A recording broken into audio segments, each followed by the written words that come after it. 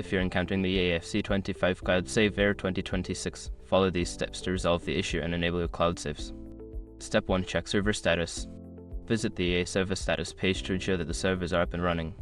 If there are any outages or maintenance, you may need to wait until the servers are back online. Step 2. Restart your game. Close the EAFC25 game completely and restart it. This can help refresh your connection to the servers and may resolve temporary issues. Step 3. Update the game. Make sure your game is updated to the latest version. Check for any available updates on your gaming platform and install them, as updates often fix bugs and improve performance. Step 4. Check internet connection. Ensure that your internet connection is stable. You can test your connection by running a speed test or trying to access other online services. If your connection is weak, consider resetting your router. Step 5. Relink EA account. Log out of your EA account and then log back in.